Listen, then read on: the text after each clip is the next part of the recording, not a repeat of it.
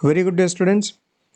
इस वीडियो में हम डिटेल एनालिसिस करेंगे सिलेबस में जो चेंजेस आए हैं, जो अभी न्यू सिलेबस आईसीएआई ने इंट्रोड्यूस किया है, which is applicable from May 2024 exam and onwards. तो अभी जो करंट सिलेबस चल रहा था और अब जो न्यू सिलेबस है, जो न्यू स्कीम है, उसके बीच में एक कंपैरेटिव एनालिसिस करेंगे। ये पर्सपेक्टिव बहुत ज़रूरी है, स्पेशली उन स्टूडेंट्स के लिए जो कि अभी तक सीए इंटर टैक्सेशन की तैयारी करते आए हैं और वो आगे मई 2024 का एग्ज़ाम देने की भी तैयारी करने वाले हैं या करनी शुरू कर दी है फॉर वॉट एवर रीज़न। तो उनके लिए पर्सपेक्टिव बहुत ज़रूरी होगा। इनफैक्ट सारे स्टूडेंट्स के लिए ज़रूरी होगा, क्योंकि बहुत से स्टूडेंट्स मैंने देखा है जो एग्जिस्टिंग मटेरियल, स्टडी मटेरियल जो अवेलेबल है उसको यूज़ कर लेते हैं, किसी फ्रेंड से बोरो कर लेते हैं, एग्जिस्टिंग बुक्स ले लेते हैं और उनको पढ़कर अगला एग्ज़ाम दे आते हैं।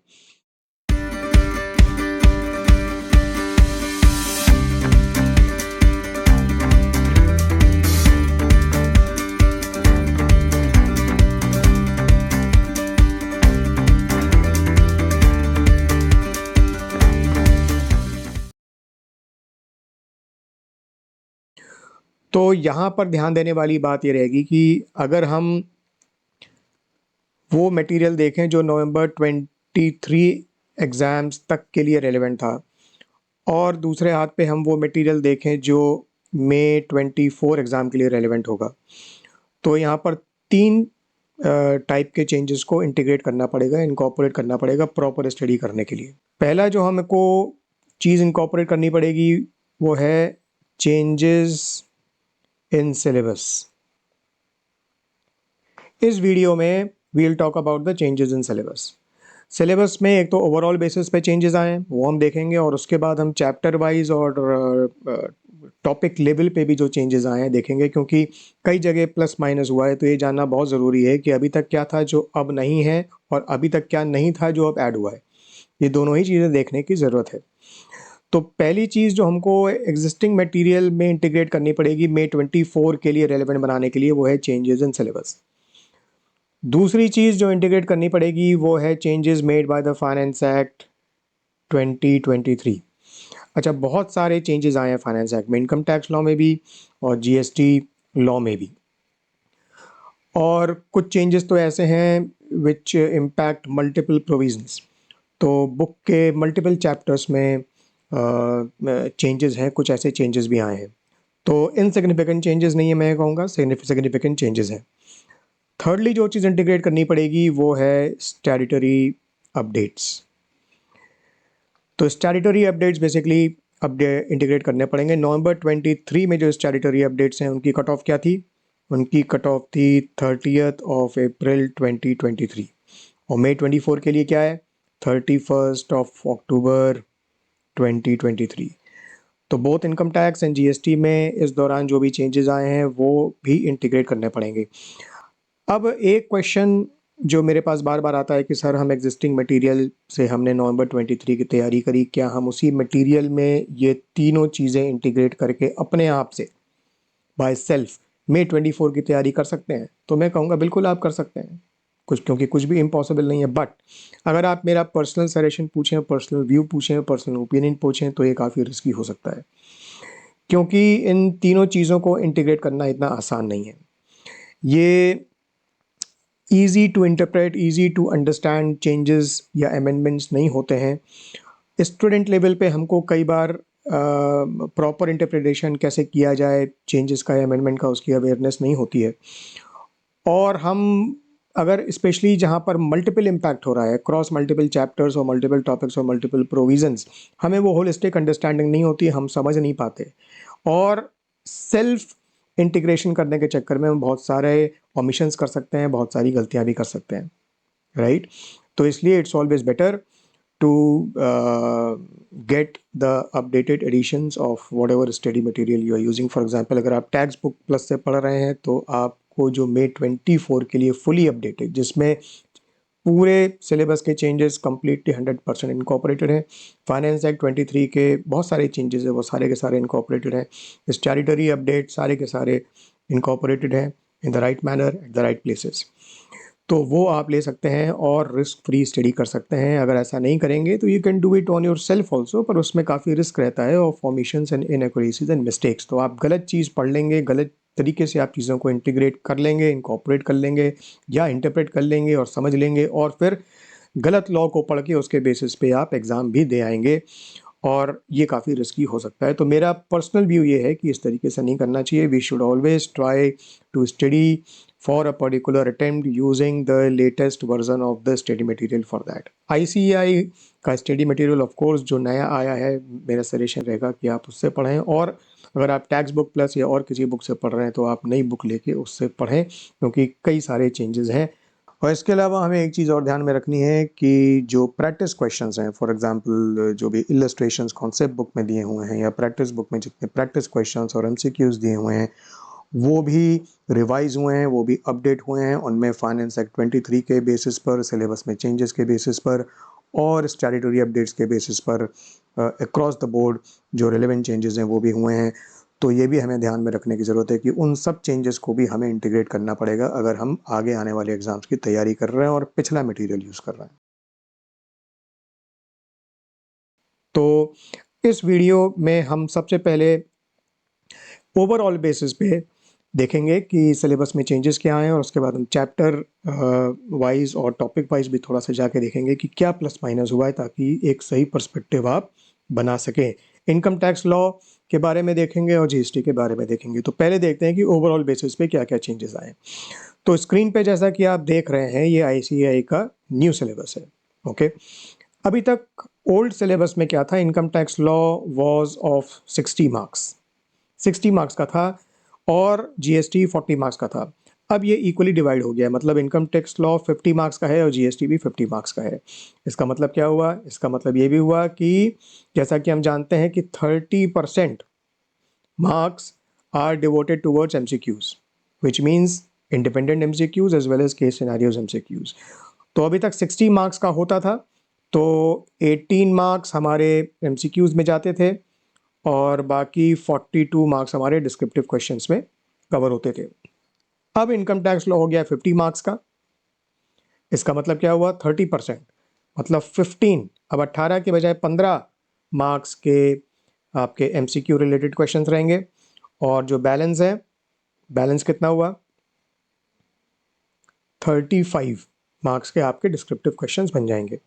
सिमिलरली जीएसटी में भी ये पर्टिकुलर चेंज आएगा। जीएसटी भी आपका 40 मार्क्स का होता था, जीएसटी आपका होता था 40 मार्क्स का, जिसमें 30% आपके 12 मार्क्स के मतलब एमसीक्यू रहते थे और 28 मार्क्स के डिस्क्रिप्टिव क्वेश्चंस रहते थे। अब ये बन गया है 50 मार्क्स का।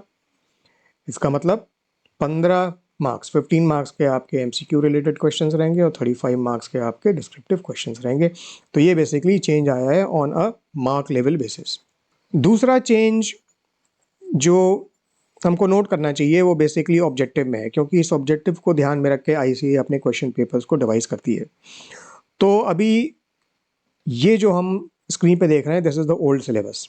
ओके, तो अभी तक ऑब्जेक्टिव टैक्सेशन पेपर का क्या था, to develop an understanding of the provisions of income tax law and GST law and to acquire the ability to apply such knowledge to make computations and address application oriented issues, right? और अब जो change आया है, ये देखिए new syllabus में क्या change आया है, to acquire the ability to apply such provisions to solve problems and address application oriented issues. तो अगर हम इनकम टैक्स लॉ की बात करें तो अभी तक जो एग्जाम में जो फोकस रहता था वो ऐसे क्वेश्चंस थे जो कि कंप्यूटेशन बेस्ड थे, टू मेक कंप्यूटेशंस। हमसे एक्सपेक्ट क्या किया जाता था कि we will apply the knowledge to make computations, right. But अब इसका थोड़ा सा पर्सपेक्टिव चेंज हो गया है, थोड़ा कॉन्टेक्चुअल चेंज आया है, और अब हमसे एक्सपेक्ट किया जाएगा that we apply the provisions to solve problem. तो बेसिकली प्रॉब्लम सॉल्विंग पे अब फोकस रहेगा। अगर हम क्वेश्चन पेपर को, आगे जो क्वेश्चन पेपर आएंगे May 24 एंड ऑनवर्ड्स, उसको हम देखेंगे तो प्रॉब्लम सॉल्विंग पे हमें फोकस रखना है और उसी तरीके से हमको पढ़ना है। अब सिर्फ क्वेश्चन को कंप्यूट, मतलब अगर 3-4 पॉइंट दिए, 6-7 पॉइंट दिए, उनके बेसिस पर कंप्यूटेशन ही नहीं करना है, बल्कि थोड़ा ज़्यादा एप्लीकेशन ऑफ माइंड लगाना है और प्रोविजंस को प्रॉपर्ली इंटीग्रेट करने की ज़रूरत है, क्योंकि तभी हम प्रॉब्लम को सॉल्व कर पाएंगे। The focus is now shifting from mere computation to problem solving skills, right. तो ये तो हो गई एक चीज़। अब अगर हम कंटेंट्स को देखें सिलेबस के, तो लार्जली इनकम टैक्स लॉ में अगर हम देखें तो लार्जली सेम है। एक चीज़ जो यहाँ पर ये ओल्ड सिलेबस में अगर हम देखें तो ये आइटम नंबर 3 था पहले, incomes which do not form part of total income, मतलब एग्जेम्प्ट इनकम्स, राइट, जिसमें सेक्शन 10AA का जो डिडक्शन है वो था एग्रीकल्चरल इनकम, और भी जो एग्जेम्प्ट इनकम्स हैं वो सब थे। उसका एक पर्टिकुलर चैप्टर स्टडी मटेरियल में डिवोटेड था। अगर हम न्यू सिलेबस में देखें तो ये मिसिंग है, ये नहीं है।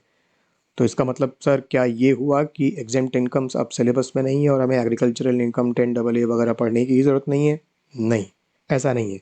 ऐसा इसलिए नहीं है क्योंकि सिलेबस में हालांकि यहाँ से उन्होंने ये इंक्लूड कर दिया है, लेकिन एग्जेम्प्ट इनकम्स के चैप्टर में जितने भी कंपोनेंट्स थे, the ICAI in its study material they have spread out all those components across different relevant chapters, right। और चैप्टर्स में उन्होंने जाके इसको स्प्रेड आउट कर दिया है। तो इसलिए जो एग्जेम्प्ट इनकम से जो डिवोटेड चैप्टर था वो हटा दिया है, लेकिन उसके कंपोनेंट्स एग्जिस्ट करते हैं, वो सिलेबस से आउट नहीं हुए, they are very well in the syllabus. हमको वो सब चीज़ें पढ़ने की ज़रूरत है, बस ये फ़र्क है कि वो एक पर्टिकुलर एक्सक्लूसिव चैप्टर में ना होकर वो अलग अलग रेलिवेंट चैप्टर्स में इनकॉर्पोरेट कर दिए गए हैं। नेक्स्ट पॉइंट जो हमको ओवरऑल बेसिस पे जो हम एनालिसिस कर रहे हैं उस पर नोट करने वाली बात यह है कि computation of total income and income tax payable by an individual under the alternative tax regimes under the Income Tax Act to optimize tax liability, इस पे फोकस हमारे ओल्ड सिलेबस में नहीं था। अब जैसा कि हम जानते हैं कि एक तो फाइनेंस एक्ट 23 में एक जो मेजर चेंज आया है वो ये है कि अभी तक जो ऑप्शनल टैक्स रिजीम थी under section 115 BSE concessional tax regime for individuals, वो ऑप्शनल थी, राइट, और एक रेगुलर टैक्स रिजीम थी जो कि डिफ़ॉल्ट थी। अब उसको रिवर्स कर दिया गया है बेसिकली। अब जो 115 BSE की कंसेशनल टैक्स रिजीम है that has been made the default tax regime, और जो पहले डिफ़ॉल्ट होती थी वो अब हो गई ऑप्शनल। तो बेसिकली रोल को रिवर्स कर दिया गया है।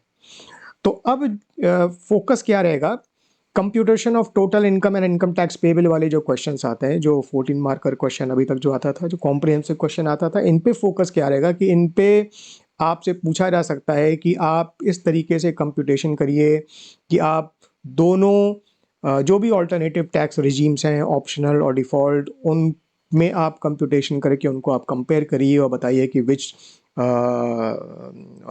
which regime will give optimal result to the SSA, which will be more beneficial from a tax point of view. तो basically optimization of tax liability, right तो इसमें टैक्स प्लानिंग का भी एंगल इन्वॉल्व हो जाएगा और comparison of the tax implications across the tax regimes, ये angle भी इम्पॉर्टेंट हो जाएगा। तो इस टाइप की प्रॉब्लम्स हम एक्सपेक्ट कर सकते हैं एग्जाम्स में जो अब आएंगे। ओके, अब हम चलते हैं जीएसटी की तरफ। और जीएसटी में जैसा कि हम देख रहे हैं कि अभी तक जो ओल्ड सिलेबस में 40 मार्क्स होते थे वो अब बन गए हैं 50 मार्क्स। तो इनकम टैक्स और जीएसटी का वेटेज अब हो गया है बराबर बराबर। अच्छा, यहाँ भी ऑब्जेक्टिव में जो फ़र्क आया है ओल्ड सिलेबस में, जैसा कि हमने देखा था, ऑब्जेक्टिव क्या था, ऑब्जेक्टिव में जो हम पॉइंट नोट कर रहे थे, the focus was on applying the knowledge to make computations and address application oriented issues। और जैसा कि हमने इनकम टैक्स में देखा था कि यह फोकस क्या है, on problem solving, right, instead of merely making computations. ऐसे ही अब जीएसटी में क्या है, जीएसटी में हमसे क्या एक्सपेक्ट किया जाएगा, to apply such provisions to address और solve issues in moderately complex scenarios. यहाँ भी हमसे इश्यूज़ को एड्रेस कैसे किया जाए वो एक्सपेक्ट किया जाएगा, इश्यूज़ या प्रॉब्लम को सॉल्व कैसे किया जाए वो हमसे एक्सपेक्ट किया जाएगा इन मॉडरेटली कॉम्प्लेक्स सिनेरियो। तो बहुत ज़्यादा आसान straight forward vanilla type scenarios हो सकता है ना आए, राइट। बहुत आसान से, बहुत इजी से, स्ट्रेट फॉरवर्ड ऐसी चीज़ें ना आए और बहुत ज़्यादा कॉम्प्लेक्स भी ना आए। मॉडरेटली कॉम्प्लेक्स सिनेरियो क्वेश्चंस जिसपे कुछ प्रैक्टिकल सिनेरियोज दिए होंगे, कुछ केस स्टडी टाइप के दिए होंगे, हो सकता है कि उस टाइप के क्वेश्चंस आए जहाँ पर फोकस रहेगा टू एड्रेस और solve issues in moderately complex scenarios. ये इसको देख के ऐसा लगता है कि इस तरीके से फोकस चेंज हो सकता है। अब अगर हम सिलेबस को देखें तो बेसिकली हम ये देख रहे हैं कि यहाँ तो दो चीज़ों का एडिशन क्लियरली दिखाई दे रहा है। इसका मतलब place of supply as a topic add हुआ है, तो इसका एक पूरा चैप्टर ऐड हुआ है न्यू सिलेबस में, जो अभी तक ओल्ड सिलेबस में नहीं था। दूसरा, अकाउंट्स एंड रिकॉर्ड्स ऐड हुआ है जो अभी तक नहीं था। तीसरी चीज़ जो ऐड हुई है जो यहाँ पर इस लिस्ट में नहीं दिखाई दे रही है वो है TDS TCS। ये इनकम टैक्स वाला TDS TCS नहीं है, ये GST वाला TDS TCS है। इस पे भी एक एक्सक्लूसिव चैप्टर ऐड हुआ है। तो बेसिकली अगर हम ओवरऑल बेसिस पे हम GST के न्यू सिलेबस को देखें तो 3 चैप्टर्स ऐड हुए हैं। Place of supply number 1, accounts and records number 2 and TDS TCS number 3। Okay, we will now turn our attention to what is called as the section wise weightage of marks, right? और ये इसलिए ज़रूरी है students क्योंकि जिस topic या topics का या जिस पोर्शन का वेटेज कम है या जिस पोर्शन का वेटेज ज़्यादा है उस प्रपोर्शन में आपके जो क्वेश्चंस आएंगे उसके मार्क्स आपके रिफ्लेक्ट होंगे। तो बेसिकली इन सिंपल वर्ड्स, जिसका वेटेज ज़्यादा है वहाँ हमको ज़्यादा मेहनत करने की ज़रूरत है, ज़्यादा अटेंशन पे करने की ज़रूरत है, ज़्यादा प्रैक्टिस करने की ज़रूरत है और उसको परफेक्ट करने की ज़रूरत है। हमको पढ़ना सब कुछ है, हमको कुछ भी नहीं छोड़ना, हमको कोई भी टॉपिक नहीं छोड़ना, हमको कोई भी चैप्टर नहीं छोड़ना, बट वेटेज हमको एक पर्सपेक्टिव देता है कि किस चीज़ का ज़्यादा वेटेज रहेगा क्वेश्चन पेपर में और किस चीज़ का कम वेटेज रहेगा। मतलब किस चीज़ की ज़्यादा इंपॉर्टेंस दी जाएगी क्वेश्चन पूछने में और किस टॉपिक या चैप्टर की कम इम्पॉर्टेंस दी जाएगी, राइट। तो अगर हम इनकम टैक्स की बात करें तो सेक्शन 1 में बेसिकली कवर होता है बेसिक कॉन्सेप्ट्स और residential status and scope of total income. ये है सेक्शन 1। अब जो अभी तक वेटेज था वो था 15% टू 20%, 15% टू 20%, जो अब हो गया है 10% टू 20%। इसका मतलब जो मिनिमम थ्रेशोल्ड था वेटेज का वो 15% से घट के हो गया 10%। इसका मतलब पहले के कंपैरिजन में हो सकता है कि जो क्वेश्चंस पूछे जाएं कम मार्क्स के क्वेश्चन पूछे जाएं as compared to what has been asked so far. लेकिन जो अपर लिमिट है, जो अपर थ्रेशोल्ड है वो 20% ही है। जो मिनिमम थ्रेशोल्ड है वो 15% से घटकर 10% आ गई है। तो इस सेंस में अगर हम देखें तो हो भी सकता है और नहीं भी हो सकता है, लेकिन पॉसिबिलिटी है कि पहले जितने मार्क्स से क्वेश्चन पूछे जाते थे उसमें थोड़ा सा स्लाइट वेरिएशन हो, स्लाइट थोड़ा सा रिडक्शन हो। सेक्शन 2 में आता है आपका heads of income and the provisions governing computation of income under different heads. ये जो पांचों हेड ऑफ इनकम है वो कवर होते हैं बेसिकली सेक्शन 2 में। और अभी तक जो वेटेज होता था वो होता था 25% टू 35%, जो हो गया है 25% टू 30%। तो बेसिकली मिनिमम थ्रेशोल्ड 25% है, लेकिन जो अपर थ्रेशोल्ड है वो 35 से घटकर 30% आ गया है। सेक्शन 3 में आता है clubbing, set of losses and deductions from GTI। 15 to 20% पहले भी था, अब भी है, इसमें कोई चेंज नहीं है। सेक्शन 4 में आपका आता है advance tax, TDS TCS, return of income and self assessment. इसमें भी 15 टू 20% था, इसमें भी कोई चेंज नहीं है। Important change basically section 5 में आया है, which is what? Which is computation of total income and income tax payable by an individual under alternative tax regime so as to optimize tax liability, जो हम पहले discuss कर चुके हैं। और बेसिकली ये थोड़े से कॉम्प्रिहेंसिव टाइप के लंबे क्वेश्चंस होते हैं जो कंप्यूटेशन बेस्ड होते हैं, जिसमें टोटल इनकम और इनकम टैक्स पेबल को डिटरमाइन करना पड़ता है।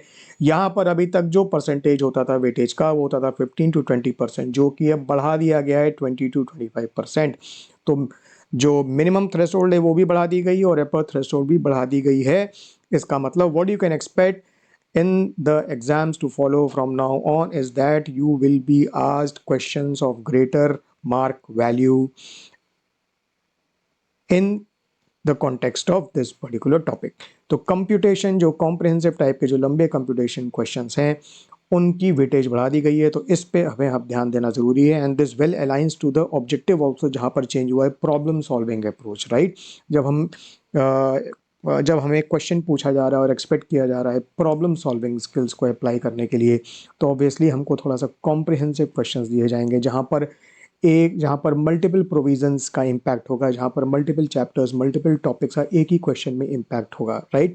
तो बेसिकली सिंथेसिस और इंटीग्रेशन का फोकस अब बढ़ जाएगा एग्जाम में, एंड अकॉर्डिंगली ये वेटेज भी बढ़ गया है। Now let's move to GST, और यहाँ देखते हैं कि वेटेज का क्या चेंज आया है। सेक्शन 1 में आता है जीएसटी लॉ, जो बेसिकली इंट्रोडक्शन चैप्टर है इंक्लूडिंग कॉन्स्टिट्यूशनल एस्पेक्ट्स, और यहाँ 0 to 5% था और यही है, इसमें कोई चेंज नहीं है। सेक्शन 2 बेसिकली जो सब्सटैंटिव प्रोविजंस हैं वो हैं, which is levy and collection of GST and basic concepts, classification, place, time, value, ITC, ये है सेक्शन 2। इसमें भी कोई चेंज नहीं है, 50 to 80% पहले था और अब भी वही है। और इसके बाद जो सेक्शन 3 आता है वो बेसिकली प्रोसीजर से रिलेटेड है, registration, invoice, accounts and records, payments of tax and return. यहाँ 25 to 40% पहले था, जो कि अब 20 to 45 हो गया है, तो रेंज बढ़ गई है, क्योंकि जो मिनिमम है वो कम हो गया और जो मैक्सिमम है वो भी बढ़ गया है, तो रेंज बढ़ गई है। इसका मतलब examiners can exercise more choice in giving the question from procedural chapters. इसमें आप इसमें जो मार्क्स के क्वेश्चंस, इसमें जो क्वेश्चंस पूछे जाएंगे उनके वो as compared to existing scheme थोड़े कम मार्क्स के भी पूछे जा सकते हैं और थोड़े ज़्यादा मार्क्स के भी पूछे जा सकते हैं compared to what has been going on as of now, right. तो जीएसटी में अगर हम मोटा मोटा देखें तो कोई खास वेटेज में चेंज नहीं आया है, एक्सेप्ट दैट कि प्रोसीजर रिलेटेड चैप्टर्स में रेंज जो है वो वेटेज की वो बढ़ गई है, बाकी सब सेम है। तो इनकम टैक्स लॉ से शुरू करते हैं। चैप्टर 1 बेसिक कॉन्सेप्ट्स, इसमें कोई चेंज नहीं है सिलेबस में। चैप्टर 2 रेट्स ऑफ टैक्स, इसमें भी कोई चेंज नहीं है। Chapter 3 residential status and scope of total income, इसमें कुछ टॉपिक्स हैं जहां पर कुछ आइटम्स माइनस हुए हैं, मतलब वो सिलेबस से हटे हैं। इसका मतलब ये है कि हमें वो पढ़ने की ज़रूरत नहीं है। एक तो इनकम डीम टू एक्रू और अराइज इन इंडिया, सेक्शन 9 जब हम पढ़ते हैं तो वहाँ पर हम देखते हैं बिजनेस कनेक्शन का कॉन्सेप्ट, राइट। और वहाँ हम देखते हैं कि in the case of agent business connection कब माना जाएगा। बिजनेस कनेक्शन कब माना जाएगा, तो ये एजेंसी से रिलेटेड जो प्रोविज़न है वो अब पढ़ने की ज़रूरत नहीं, क्योंकि वो सिलेबस से हट गए हैं। दूसरा, सिग्निफिकेंट इकोनॉमिक प्रेजेंस है, एसईपी से रिलेटेड जो प्रोविज़न्स हैं वो हट गए हैं, अब वो पढ़ने की ज़रूरत नहीं है। और तीसरा जो है इनकम डीम टू एक्रू और अराइज इन इंडिया में हम पढ़ते थे transfer of a capital asset situated in India, section 9(1)(i).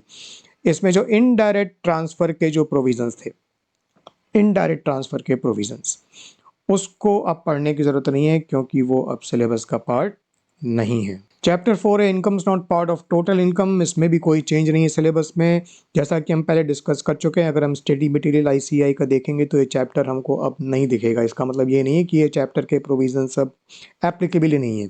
जैसा कि हम देख रहे हैं एग्रीकल्चरल इनकम है, सेक्शन 10AA है, और जो अदर एग्जेम्पशंस हैं अंडर सेक्शन 10, ये सारे जितने कॉम्पोनेंट्स हैं इस चैप्टर के, ये अब और दूसरे जो चैप्टर्स हैं उनमें अप्रोप्रिएटली कवर किए गए हैं, तो ये चैप्टर में कोई चेंज नहीं है बेसिकली इन नटशेल। चैप्टर 5 है सैलरीज से रिलेटेड। सैलरीज में एक टॉपिक ऐड हुआ है, और that pertains to the topic of tax planning. और अगर हम टैक्स बुक पे देखेंगे तो पैरा 77B अब इसमें डिवोटेड है, जो इस चैप्टर के एंड में एडेड है। और ये बेसिकली सिलेबस में सैलरी से रिलेटेड एक एडिशन है, जिसमें टैक्स प्लानिंग से रिलेटेड जो एस्पेक्ट्स हैं सैलरी के कॉन्टेक्स्ट में, उनका एन्यूमरेशन है। और इनका effect basically computation related questions में भी पड़ सकता है, और हो सकता है कि कोई इंडिपेंडेंट एमसीक्यू में भी इसका इफेक्ट देखने को मिले, या हो सकता है कि एक छोटा सा 1 और 2 लाइनर आंसर का एक डिस्क्रिप्टिव क्वेश्चन भी इस पे आ जाए। तो ये एक एडिशन है सैलरी के चैप्टर में। Chapter 6 income from house property, इसमें कोई चेंज नहीं है न्यू सिलेबस में। चैप्टर 7 पीजीबीपी, इसमें एक चेंज आया है। Payment by state government undertaking से रिलेटेड जो डिसअलाउंस था सेक्शन 48 2IB में, वो अब सिलेबस का पार्ट नहीं है, तो इसको अब पढ़ने की ज़रूरत नहीं है। चैप्टर 8 कैपिटल गेन की अगर हम बात करें तो 2 आइटम्स हैं जो हटे हैं न्यू सिलेबस से।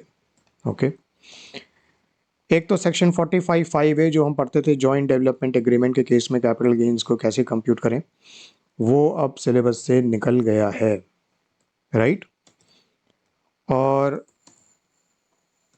जो दूसरा आइटम निकल गया है वो हम पढ़ते थे बॉन्ड्स के केस में, rupee denominated bond of an Indian company issued outside India. तो इससे रिलेटेड जो प्रोविज़न है वो भी अब निकल गया है। चैप्टर 9 IFRS में कोई चेंज नहीं है। चैप्टर 10 क्लबिंग ऑफ इनकम, इसमें भी कोई चेंज नहीं है सिलेबस में। चैप्टर 11 ऑन लॉसेज, इसमें भी कोई चेंज नहीं है। Chapter 12 on deduction from GTI में भी कोई चेंज नहीं है। यहाँ मैं फिर से पॉइंट आउट कर दूं कि इस वीडियो में हम सिर्फ ICI के सिलेबस से रिलेटेड चेंजेस की बात कर रहे हैं। जो और 2 मेजर चेंजेस जो नवंबर 23 के लिए जो तैयारी कर रहे हैं, या जो मई 24 के लिए जो तैयारी कर रहे हैं, उनके बीच में जो चेंजेस इंटीग्रेट करने की ज़रूरत है वो है फाइनेंस एक्ट 23 के जो मेजर चेंजेस आए हैं वो, और जो बहुत सारे statutory update income tax law और GST में आ गए हैं वो।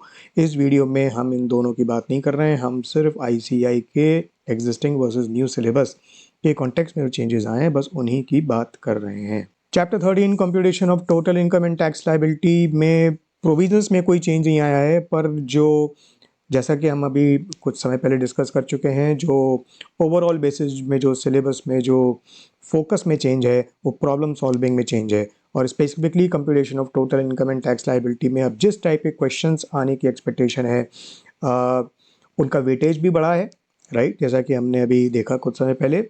और उनका फोकस रहेगा ऑल्टरनेटिव टैक्स रिजीम्स के बीच में कंपैरिजन करके optimisation of tax liability, right.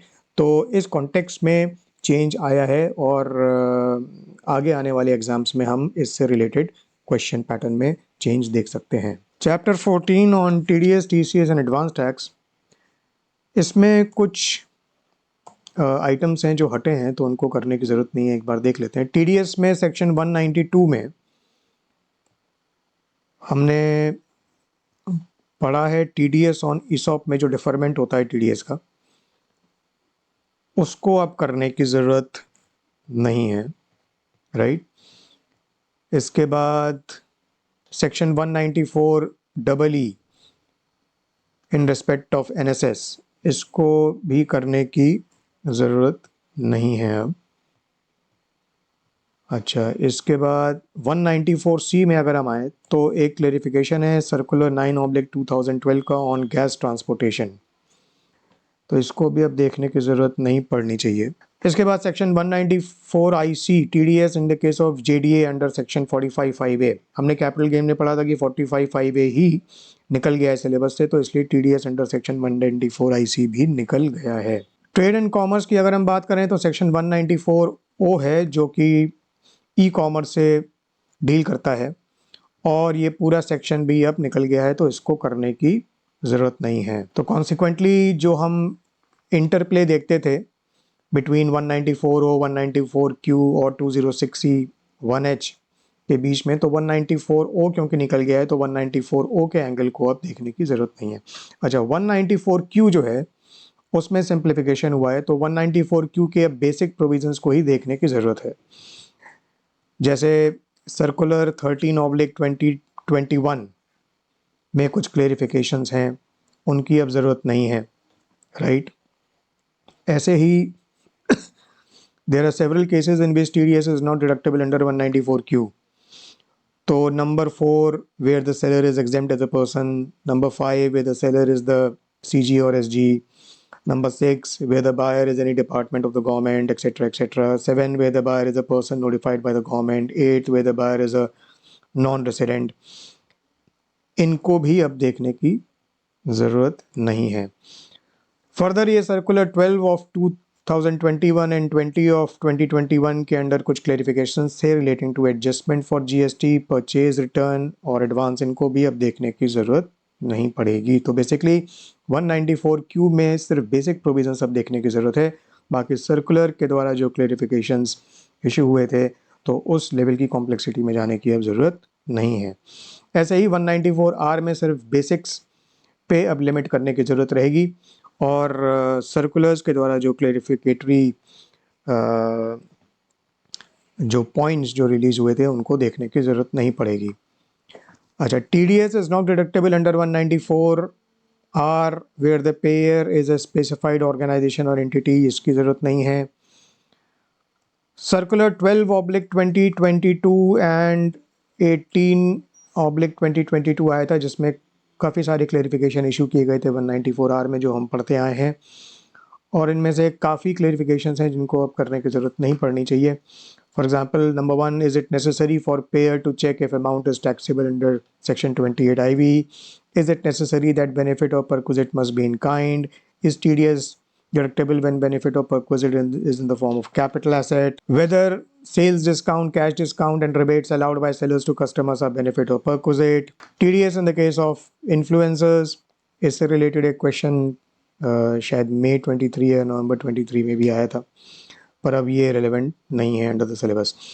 Is reimbursement of OPE incurred by service provider in the course of rendering service benefit or perquisite?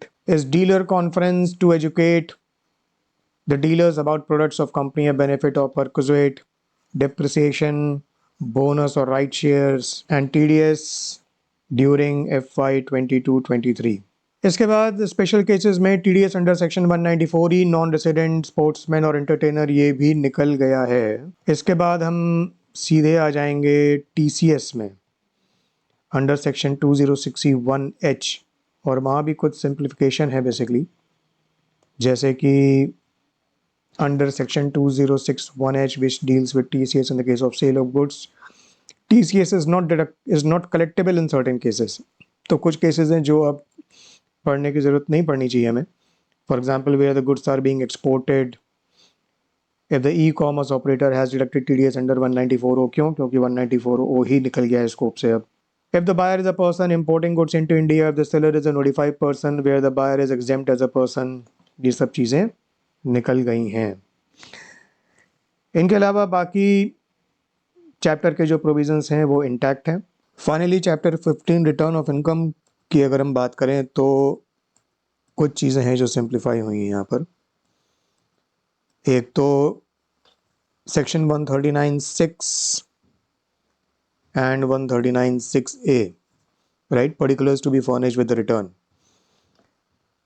ये अब हट गया है तो इसको करने की ऐसी कोई ज़रूरत नहीं है अब।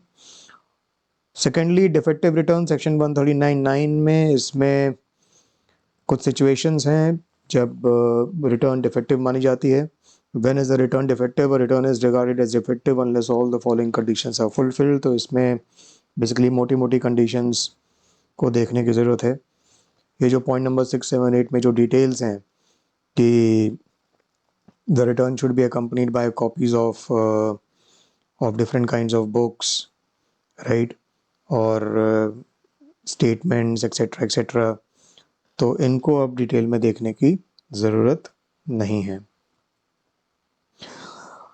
तो this brings us to the end of changes in the income tax. तो अगर हम नटशेल में देखें तो क्योंकि इनकम टैक्स के मार्क्स 60 से रिड्यूस हुए हैं 50, तो इसलिए सिलेबस का थोड़ा सिंप्लीफिकेशन हुआ है। लेकिन मैं फिर यहाँ पर पॉइंट आउट कर दूँ कि इस वीडियो में हम सिर्फ सिलेबस से रिलेटेड चेंजेस की बात कर रहे हैं। फाइनेंस एक्ट से रिलेटेड चेंजेस की हम बात नहीं कर रहे हैं, जो कि बहुत सारे हैं, सिग्निफिकेंट हुए हैं, और जो साल भर में स्टैट्यूटरी चेंजेस हुए हैं उनकी भी हम बात नहीं कर रहे हैं। उनको भी हमको इनकॉर्पोरेट करना पड़ेगा मई 24 या उनके आगे वाले एग्ज़ाम्स की तैयारी के लिए। Now let's move to GST. GST की अगर हम बात करें तो पहले 40 मार्क्स का होता था, पर अब 50 मार्क्स का होगा। तो marks basically 10 marks have been increase, तो इसलिए सिलेबस भी थोड़ा सा बढ़ा है। तो let's see chapter by chapters क्या क्या चेंजेस आए। इंट्रोडक्शन चैप्टर नंबर 1, इसमें कोई भी चेंज नहीं है। Chapter number 2, scope of supply में भी एज सच कोई चेंज सिलेबस में नहीं आया है। चैप्टर 3 जो कि चार्ट से रिलेटेड है, इसमें जो एडिशन हुआ है सिलेबस में वो हुआ है आपका tax payable by e commerce operator section 9(5). तो अभी तक क्या था कि इसमें बेसिक्स बेसिकली कवर थे, इसमें बहुत शॉर्ट में ब्रीफली सिलेबस में कवरेज होता था, पर अब ई कॉमर्स ऑपरेटर को लेकर डिटेल्ड कवरेज है सीए इंटर जीएसटी के सिलेबस में। और इसका इम्पैक्ट चार्ज वाले चैप्टर में तो है ही, कुछ और चैप्टर्स में भी है, जैसे टीडीएस टीसीएस का चैप्टर जो ऐड हुआ है उसमें इम्पैक्ट है, रिटर्न के चैप्टर में इम्पैक्ट है, वगैरह वगैरह। चार्ज वाले चैप्टर में जो इम्पैक्ट है उसमें इस सेक्शन 9(5) को थोड़ा डिटेल में कवर किया गया है बेसिकली। अब तो कौन सी सर्विसेज कवर्ड हैं वो डिटेल में हैं, उनकी लिस्ट है पूरी, और कुछ रिलेवेंट डेफिनेशंस हैं, right. Who is liable to pay tax on the aforesaid service, और कुछ क्लेरिफिकेशन हैं जो कि सर्कुलर एक आया है उसके द्वारा इशू हुए हैं, वो सब कवर्ड है।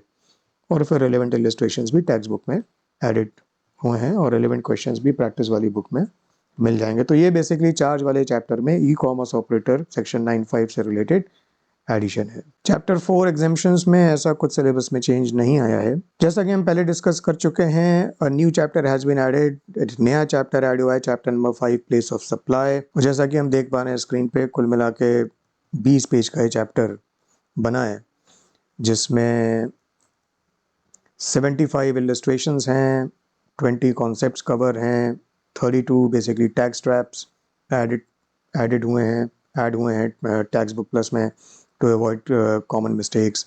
और उसके बाद प्रैक्टिस बुक में, टैक्स बुक प्लस जो प्रैक्टिस बुक है उसमें इस चैप्टर से रिलेटेड 63 क्वेश्चंस हैं और 37 एमसीक्यूज हैं। तो ये बेसिकली एक पूरा नया चैप्टर ये ऐड हुआ है प्लेस ऑफ सप्लाई से related. Chapter 6 time of supply, इसमें ऐसा कुछ सिलेबस में चेंज नहीं आया है। चैप्टर 7 वैल्यू ऑफ सप्लाई में भी सिलेबस में चेंज नहीं है। चैप्टर 7 आईटीसी से रिलेटेड है और इसमें एक सिंप्लीफिकेशन हुआ है, और वो है सेक्शन 74 से रिलेटेड रूल नंबर 38। इसमें एक ऑप्शन है in respect of claim of ITC by bank और एफआई फाइनेंशियल इंस्टीट्यूशन।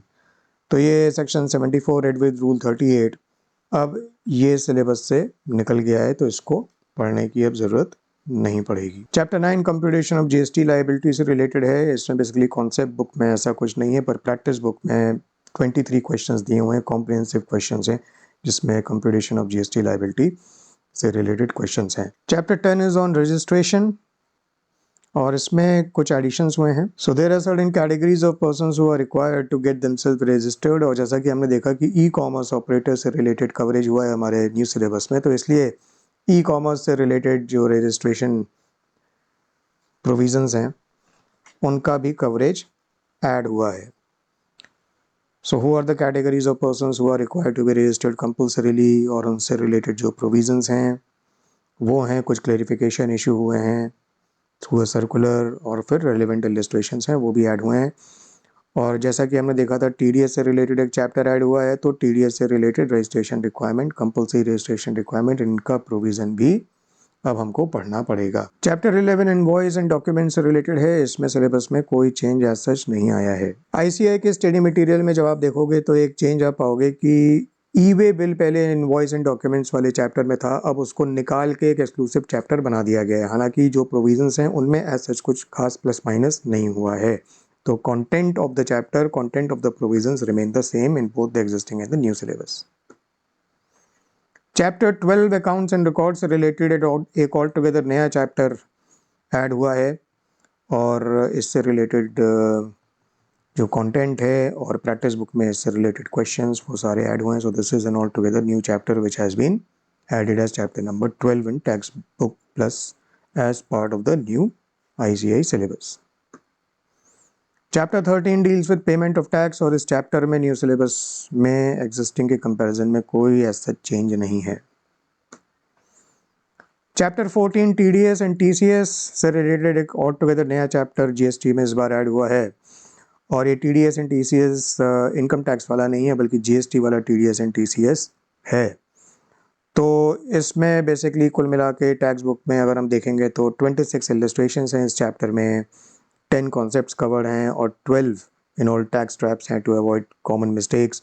और टैक्स बुक प्लस प्रैक्टिस अगर हम देखेंगे तो 60 क्वेश्चंस हैं और 24 MCQs बेसिकली इसमें कवर्ड हैं ताकि आपको हर चीज़ बहुत अच्छे से समझ में आ जाए। तो ये बेसिकली TDS के प्रोविजंस हैं और फिर ये collection of tax at source TCS के प्रोविजंस हैं। और TCS के प्रोविजंस बेसिकली ई-कॉमर्स ऑपरेटर से लिंक्ड हैं, जैसा कि हम पहले देख चुके हैं कि ई-कॉमर्स ऑपरेटर के प्रोविज़न का कवरेज इस बार सिलेबस में हुआ है, तो TCS प्रोविज़न उसी से लिंक्ड हैं। फाइनली चैप्टर 15 कवर करता है रिटर्न्स को और जैसा कि हम देख चुके हैं TDS और TCS का एडिशन हुआ है तो रिटर्न्स में भी उससे रिलेटेड जो प्रोविजंस हैं वो ऐड हुए हैं। तो अगर हम रिटर्न्स की बात करें तो TDS रिटर्न से रिलेटेड प्रोविज़न ऐड हुआ है जो अब हमें पढ़ना पड़ेगा। Due date of payment of tax in relation to the deductor of TDS वो ऐड हुआ है, ये भी हमें पढ़ना पड़ेगा। और उसके बाद TCS स्टेटमेंट, क्योंकि TCS का चैप्टर भी ऐड हुआ है तो इसलिए स्टेटमेंट ऑफ TCS से रिलेटेड जो प्रोविजंस हैं वो भी हमें पढ़ने पड़ेंगे। तो बेसिकली GST में नेट ये कुछ प्लस माइनस हुए हैं और इन नटशेल हम देखेंगे कि इनकम टैक्स की अगर हम बात करें तो क्योंकि मार्क्स कम हुए हैं तो थोड़ा सा सिलेबस सिंप्लीफाई हुआ है। एज अगेंस्ट दैट अगर हम GST को देखें तो GST में क्योंकि मार्क्स बढ़े हैं तो इसलिए थोड़ा सा सिलेबस भी एक्सपैंड हुआ है और कुछ जो चैप्टर्स अभी तक CA फाइनल में पढ़ाए जाते रहे हैं वो अब CA इंटर का पार्ट बन गए हैं। तो इनकम टैक्स का सिलेबस थोड़ा सा सिंप्लीफाई हुआ है और GST का सिलेबस थोड़ा सा एक्सपैंड हुआ है। मैं फिर से यहाँ पर पॉइंट आउट कर दूँ कि इस वीडियो में हम सिर्फ सिलेबस के चेंजेस की बात कर रहे हैं। अभी तक जो आप पढ़ते आए हैं और अब जो आप आने वाले एग्जाम्स के लिए पढ़ेंगे उसमें दो और चीज़ों को इंटीग्रेट करना बहुत ज़रूरी है। एक तो रीसेंट फाइनेंस एक्ट के जो बहुत सारे चेंजेस आए हैं वो और जो बहुत सारे स्टैट्यूटरी अपडेट्स आए हैं both in income tax and GST वो। So I hope that this video will be quite useful to you. और अगर कोई तुम्हारा कोई कमेंट है या कोई क्वेरी है, कोई क्वेश्चन है तो do feel free to write to me in the comment box. I will be happy to reply to you and sort out all your queries and questions as you may have. Thank you so much. All the best to you. Goodbye.